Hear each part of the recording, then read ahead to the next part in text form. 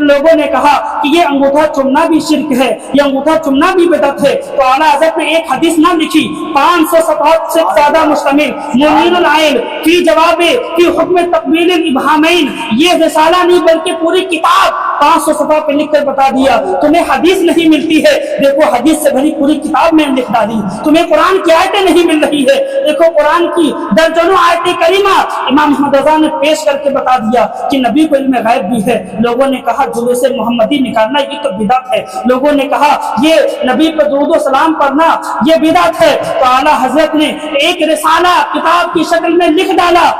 کہ اسلام نام ہے مصطفیٰ کی ذات کو تسلیم کرنے کا، اور ایمان نام ہے مصطفیٰ سے محبت کرنے کا۔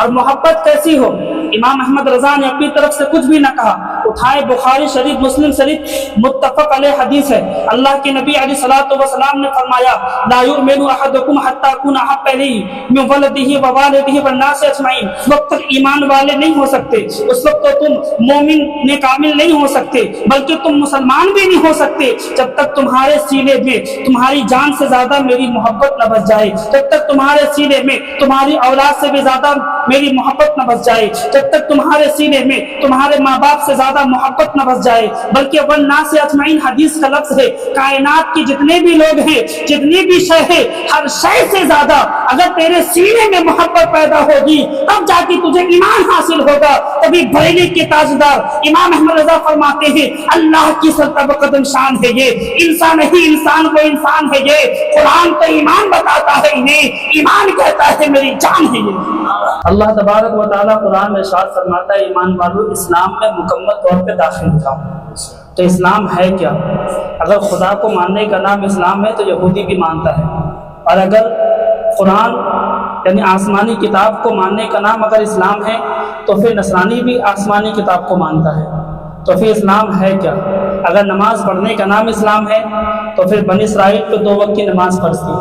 اگر اسلام نام ہے صدقہ و خیرات کرنے کا تو پھر یہ صدقہ خیرات قوم موسیٰ بھی کرتی تھی، اگر اسلام نام ہے زکوٰۃ دینے کا تو یہ زکوٰۃ قوم عیسیٰ بھی کرتی تھی، تو پھر اسلام نام کس کا ہے؟ تو خدا کی قسم جب تاریخ کا مطالعہ کریں گے تو آپ کو اسلام کی ڈیفینیشن معلوم ہوگی، لیکن جب بریلی کے تاجدار امام احمد رضا کے قلم سے لکھے ہوئے جملے کا مطالعہ کریں گے تو آپ کو معلوم چلے گا کہ اسلام نام ہے ذات مصطفیٰ کو تسلیم کرنے کا۔ آپ نے بچپن سے سنا کہ اسلام کی بنیاد 5 چیزوں پر ہے، نماز، روزہ، حج، زکوٰۃ اور کلمہ، لیکن آپ نے غور نہیں کیا اسلام کا پلر ہے، میں پلر کی بات نہیں کرتا، اسلام کی بات کرتا ہوں، اسلام کی بنیاد کی بات نہیں کرتا، اسلام کی بات کرتا ہوں۔ اسلام ہے کیا؟ تو مصطفیٰ کی ذات کو ماننے کا نام اسلام ہے۔ اب ایمان کیا ہے؟ تو عشق رضا نے ہمیں یہ پیغام درس دیا کہ اسلام نام ہے مصطفیٰ کی ذات کو تسلیم کرنے کا، اور ایمان نام ہے مصطفیٰ سے محبت کرنے کا۔ اور محبت کیسی ہو؟ امام احمد رضا نے اپنی طرف سے کچھ بھی نہ کہا، اٹھائے بخاری شریف مسلم شریف متفق علیہ حدیث ہے، اللہ کے نبی علیہ الصلوۃ والسلام نے فرمایا لا یؤمن احدکم حتی اکون احب الیہ من ولدہ ووالدہ والناس اجمعین، میرے آقا فرماتے ہیں عمر فاروق، اے فاروق اعظم سنو، تم اس وقت تک ایمان والے نہیں ہو سکتے، اس وقت تو تم مومن کامل نہیں ہو سکتے، بلکہ تم مسلمان بھی نہیں ہو سکتے جب تک تمہارے سینے میں تمہاری جان سے زیادہ میری محبت نہ بس جائے، جب تک تمہارے سینے میں تمہاری اولاد سے بھی زیادہ میری محبت نہ بس جائے، جب تک تمہارے سینے میں تمہارے ماں باپ سے زیادہ محبت نہ بس جائے، بلکہ والناس اجمعین حدیث کا لفظ ہے، کائنات کے جتنے بھی لوگ ہیں، جتنی بھی شے ہے، ہر شے سے زیادہ اگر تیرے سینے میں محبت پیدا ہوگی تب جا کے تجھے ایمان حاصل ہوگا۔ تبھی بریلی کے تاجدار امام احمد رضا فرماتے ہیں اللہ کی سلطہ بقدم شان ہے یہ، انسان ہی انسان کو انسان ہے یہ، قرآن تو ایمان بتاتا ہے انہیں، ایمان کہتا ہے میری جان ہے یہ۔ اسی ایمان اور اسی اسلام پر حملے بولے جا رہے تھے، ایمان کو کمزور کیا جا رہا تھا۔ امام احمد رضا رحمۃ اللہ علیہ ابھی پیدا نہ ہوئے تھے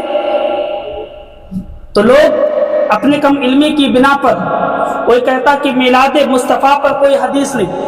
کوئی کہتا کہ نبی پر درود و سلام پڑھنے کا کوئی ثبوت نہیں، کوئی کہتا غیر اللہ سے مدد مانگنا، استمداد کرنا یہ کوئی ثابت نہیں۔ اس طرح کے درجنوں بلکہ اس سے بھی زائد علماء، اس سے بھی زائد مفتیان کرام، فقہائے کرام نے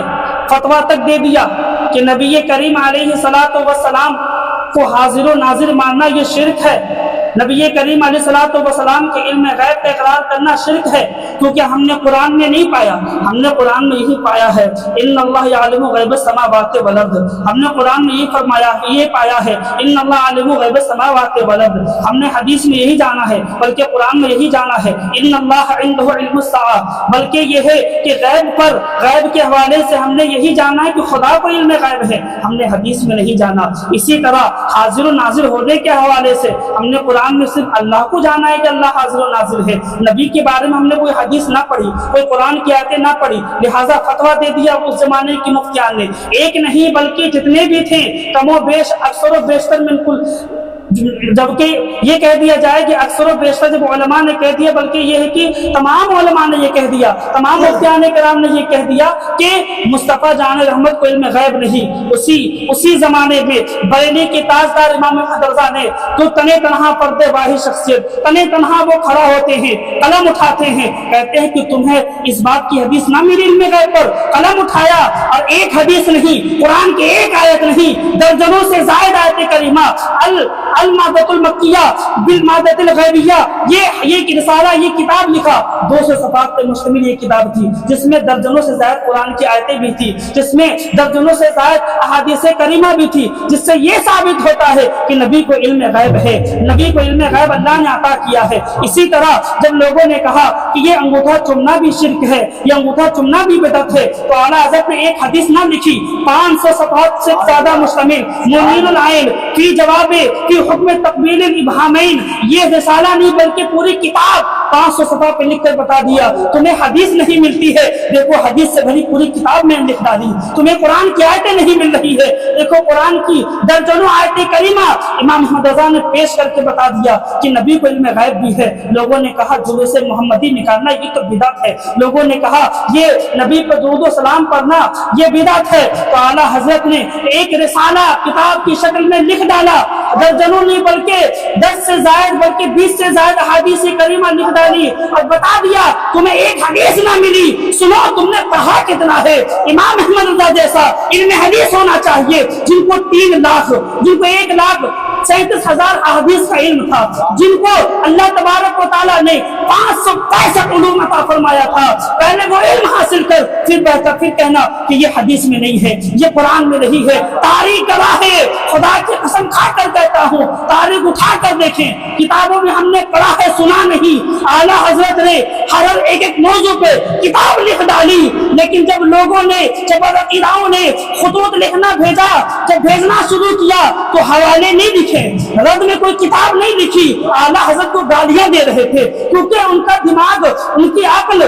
عقل بالکل مسلوب ہو چکی تھی، ان کی زبان انگوش بدنتا ہو گئی تھی، اس لیے کہ ان کو معلوم نہیں تھا کہ یہ حدیث کہاں سے لے کر آ گئی، وہ کتاب ہمیں نہیں معلوم، حدیث تو دور کی بات، وہ آیت کریمہ جو پیش کر رہے امام احمد رضا، پڑھا تو ہم نے بھی ہے، لیکن ہم نے اس آیت کریمہ کو سمجھا نہیں، کیونکہ قرآن فرماتا ہے سورہ بقرہ آیت نمبر 26 میں فرماتا ہے کیا یضل بہ کثیرا ویہدی بہ کثیرا وما یضل الا الفاسقین، اللہ فرماتا ہے سنو قرآن پڑھ کر کچھ گمراہ ہوتے ہیں، اسی قرآن کو پڑھ کر دیوبندیوں نے فتویٰ لگایا کہ مصطفیٰ جان رحمت کو علم غیب نہیں، اسی قرآن کو پڑھ کر وہابیوں نے فتویٰ لگایا کہ مصطفیٰ جان رحمت کا علم جانوروں سے بھی جیسا ہے، لیکن اسی قرآن کو جب بریلی کے تاجدار نے پڑھا تو فرمایا سنو تم زمین و آسمان کی بات کرتے ہو، ارے خدا کا علم بھی ہوا ہے تو مصطفیٰ کی زبان سے ہوا ہے، تو قلم اٹھایا فرمایا اور کوئی غیب کیا، تم سے نہا ہو بھلا جب نہ خدا ہی چھپا تم پہ کروڑوں درود۔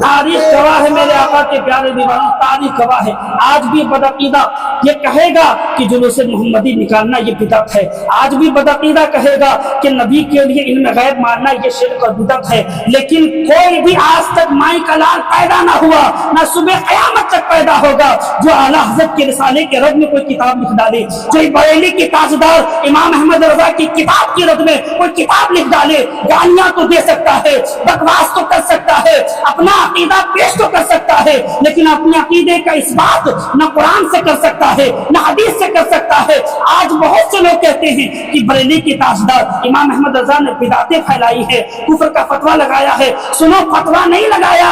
बल्कि फतवे का मतलब ये है कुरान और हदीस से हुक्म बताना। पता ये चला अहमद रजा ने, फतवा का मतलब ये हुआ कि इमाम अहमद रजा ने कुफर बताया है, लगाया नहीं। लगाया तो कुरान ने है, लगाया तो हदीस ने है। कुफर का फतवा कुरान ने लगाया है, कुफर का फतवा मुस्तफा जान रहमत ने लगाया है। बस इमाम अहमद रजा ने बताया है, और इमाम अहमद रजा ने ऐसा बताया है, ऐसा बताया है, सुबह क़यामत तक कोई माई का लाल नहीं है कि इमाम अहमद रजा के फतावा रज़विया के अल्टरनेटिव कोई बुक पेश कर सके, जो फतावा रज़विया के रद में कोई किताब लिख सके। बल्कि अब मैं ये कहना चाहूंगा, सुबह क़यामत तक ये फतावा रज़विया हमारे लिए मशाले राह है, और सुबह क़यामत तक कोई फतावा रज़विया के खिलाफ किताब नहीं लिख पाएगा। इसीलिए हम कहते हैं वादी रजा की कोई है माला रजा का है, जिस समत देखिए वो अल्लाह का रजा का है। अगलों ने तो बहुत कुछ लिखा है इल्म पीर पर, जो कुछ है इस सदी में वो तन्हा रजा का है।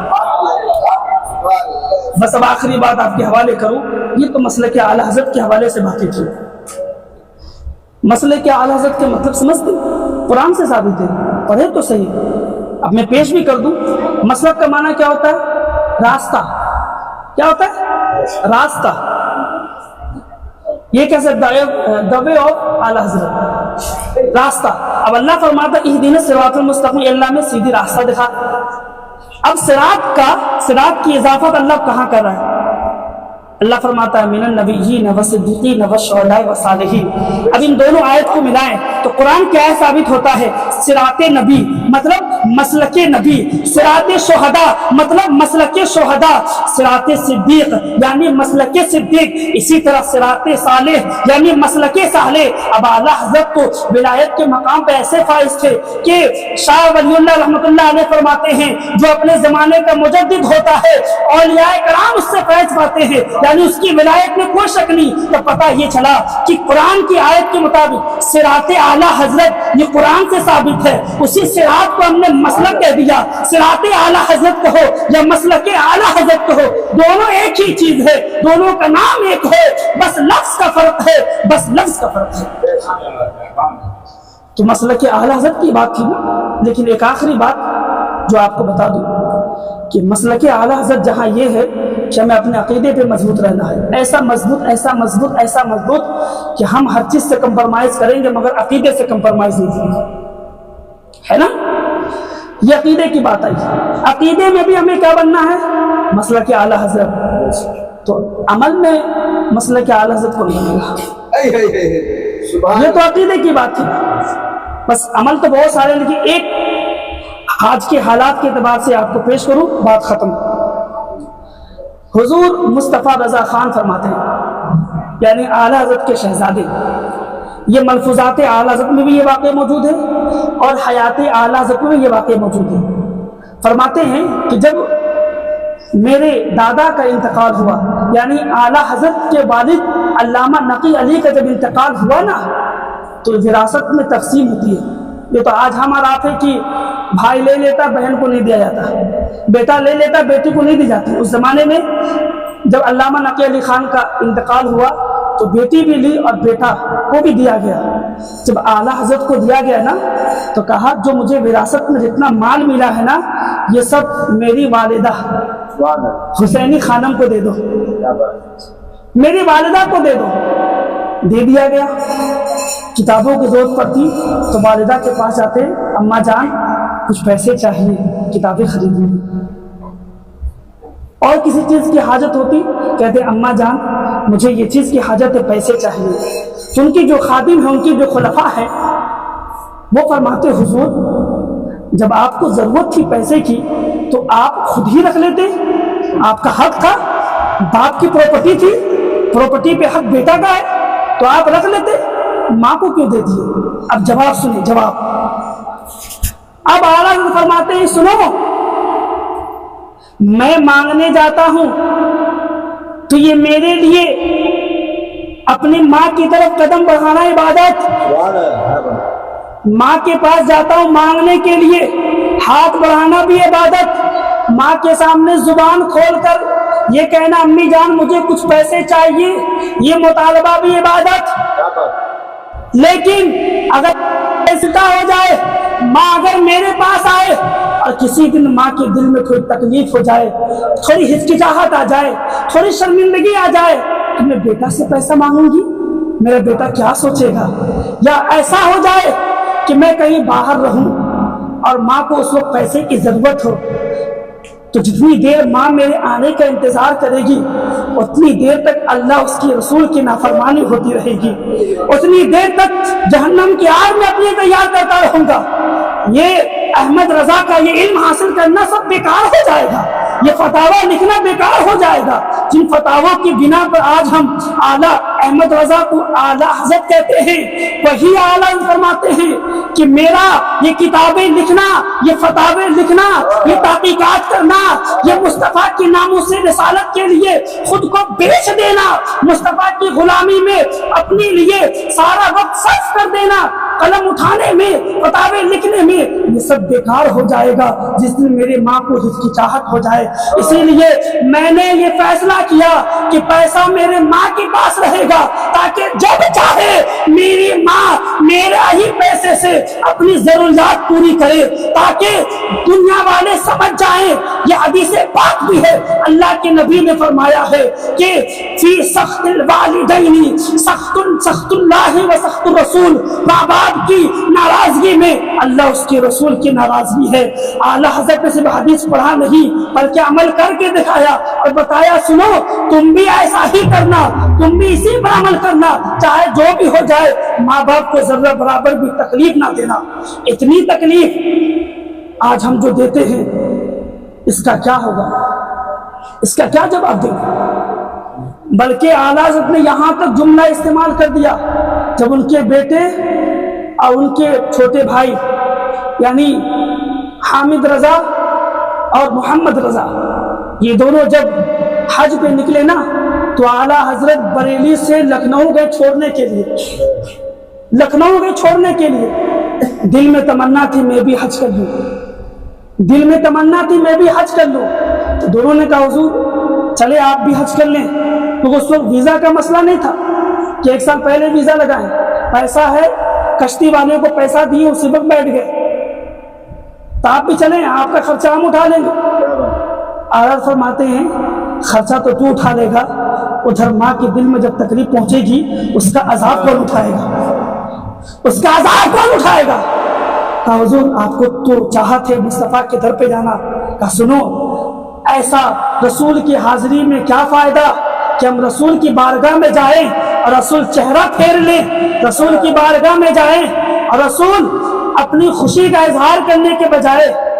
ناراضگی کا اظہار کر دے تو میرا کیا بنے گا؟ واپس گھر آئیں، آنے کے بعد دل تو بے چین تھا نا، بے چین تھا کیونکہ عاشق رسول تھے، ایسے عاشق رسول کے امام عشق و محبت، ایسے عاشق رسول۔ تو فرماتے ہیں اعلیٰ حضرت فرماتے ہیں کہ عشاء کی نماز پڑھنے کے بعد میں ماں کے کمرے میں گیا تو ماں آرام کر رہی تھی، تو ان کو غوث پاک، میرا وجدان کہہ رہا ہے، اب جو کہہ رہا ہوں میرا وجدان کہتا ہے کہ ان کو غوث پاک کا یہ عمل یاد آ گیا ہوگا، جس طرح غوث پاک رضی اللہ تعالیٰ عنہ کا جب دل بے چین ہوتا نا بچپن میں، تو غوث پاک اپنے ماں کے قدم کو اپنے سینے پر رکھ لیتے، ماں کہتی بیٹا، غوث پاک پہلے اپنے ماں کے قدم کو اپنے سر پہ رکھتے، تو ماں نے ایک دن دیکھا کہ بیٹا عبد القادر میرا قدم تیرے سر پہ، جس کا قدم تمام ولیوں پہ، جس کا قدم تمام ولیوں پہ، اس کی پیشانی پہ اس کی ماں کا قدم، مجھے گوارا نہیں۔ کہا اے اماں جان جب بھی مجھے بے چینی ہوتی ہے نا، جب بھی دل تڑپتا ہے نا، تو میں نے آزمایا جب آپ سوتی ہیں نا تو میں آپ کے پاؤں کے تلوے کے پاس اپنی پیشانی رکھ دیتا ہوں، بے چینی نکل جاتی ہے۔ اب دیکھیے وہ تو غوث پاک تھے تو ماں بھی تو ویسی ہوگی۔ کہا بیٹا بے چینی کے تعلق سینے سے ہے، دماغ سے نہیں۔ اگر اپنی بے چینی دور کرنا چاہتا ہے، دور کرنے کے ساتھ دل کو ٹھنڈک پہنچانا چاہتا ہے، کیونکہ ہمارا عقیدہ تو یہ ہے کہ دل کرو ٹھنڈا میرا وہ چاند سا، سینے پہ رکھ دو ذرا، تم پہ کروڑوں درود، مصطفیٰ تو ان کا قدم تو نصیب نہیں، ان کا قدم ہمارے سینے پہ پڑ جائے، مگر اماں جان آپ کا قدم تو ہمارے سینے پہ پڑ سکتا ہے۔ تو ماں نے کہا اب تو اپنا سینہ میرے قدم سے لگانا۔ شاید اسی واقعے کو سامنے رکھتے ہوئے اعلیٰ حضرت عشاء کی نماز پڑھ کے ماں کے کمرے میں گئے تو دیکھا ماں آرام کر رہی تھی، ان کے پاؤں سے اپنا سینہ لگا لیا، جس سینے میں بخاری بھی ہے، جس سینے میں مسلم بھی ہے، جس سینے میں کنز ایمان بھی ہے، جس سینے میں 1000 کتابیں ہیں، جس سینے میں رسول کی محبت کا چراغ ہے، کیونکہ وہ جانتے تھے اس سینے میں سب کچھ ہے مگر ماں کی محبت نہیں تو سب بیکار، ماں کی شفقت نہیں سب بیکار۔ سینہ رکھا تو ماں نے کہا کیا ہوا بیٹا؟ کہا اماں جان ایک خواہش ہے مگر تیرے لیے اسے قربان کر دیا۔ کہا بیٹا جو خواہش ہے کہہ۔ کہا اماں جان میرے بھائی چھوٹے اور میرا بیٹا حج پہ گیا ہے، میں بھی چاہتا ہوں حج پہ جاؤں، تو بیٹا چلا کیوں نہیں گیا؟ اب جملہ سنیں، اعلیٰ حضرت امام احمد رضا رحمۃ اللہ علیہ فرماتے ہیں دل تو کہہ رہا تھا کہ چلا جاؤں، تیری بارگاہ میں آ کے اجازت نہ لوں، تیری بارگاہ میں آ کر دست قدمی نہ کروں، قدم بوسی نہ کروں، اجازت نہ لوں، وہیں سے وہیں چلا جاؤں، لیکن شریعت نے آواز دی احمد رضا سن، اگر ماں کی اجازت کے بغیر تو حج پہ چلا گیا تو یاد رکھنا یہ حج چونکہ نفل حج ہے، اور نفل حج ہی کیوں نہ ہو جب تک ماں اجازت نہ دے وہ حج قبول نہ ہوگا، بلکہ تیرا جانا عبادت نہیں، تیرا جانا حرام ہوگا۔ یہ جملہ اعلیٰ نے کہا حرام ہوگا حرام۔ تو لہٰذا مسلک اعلیٰ حضرت سے ہمیں یہ جہاں عقیدے کی اصلاح کا درس ملتا ہے وہی ہمیں اپنے اعمال کی اصلاح کا درس ملتا ہے۔ لہٰذا آج اس مدرسے سے پیغام لے جائے کہ عقائد میں بھی کمپرمائز نہیں کریں گے اور اپنے ماں باپ کے ساتھ بھی کوئی کمپرمائز نہیں کریں گے۔ سمجھانے سے بتانے سے بات بنتی ہے، میں جانتا ہوں مجبور ہیں، بیوی سے مجبور ہو جاتے ہیں، بیوی کو ایک جملہ صرف بتا دیں، صرف ایک جملہ کہ دیکھو میری بیوی آج تم کو میں شہزادی بنا کے رکھا ہوں نا، رانی بنا کے رکھا ہوں، تو جو بولتی ہے میں کر دیتا ہوں، گھومنا ہو مہینہ 20 جانا لے کے چلا جاتا ہوں، ہے نا، کپڑے کی دکان میں جانا کپڑا خریداتا ہوں، جو کھانا لا کے دیتا ہوں۔ تجھے پتا ہے یہ صلاحیت کس نے دی ہے، یہ کوالٹی کس نے دی ہے؟ آج اگر تجھ کو میں نے رانی اور شہزادی بنا کے رکھا ہے یہ کمال میرا نہیں، یہ کمال تیری ساس اور سسر کا ہے۔ جتنی قدر تو میری کرتی ہے، عقل تو یہی کہتا ہے کہ جتنی قدر تو میری کرتی ہے اس سے زیادہ قدر میرے ماں باپ کی کر، ساس سسر کی کر۔ یہ جملہ اس کے ذہن میں ڈالے، انشاءاللہ اسے اللہ ضرور توفیق عطا کرے گا۔ لہٰذا انہی جملوں کے ساتھ میں اپنی گفتگو ختم کرتا ہوں کہ اللہ تبارک و تعالی ہم سب کو مسلک اعلیٰ حضرت پر قائم فرمائے، عقیدے کے اعتبار سے بھی، عمل کے اعتبار سے بھی۔ وما علینا الا البلاغ۔ السلام علیکم ورحمۃ اللہ وبرکاتہ۔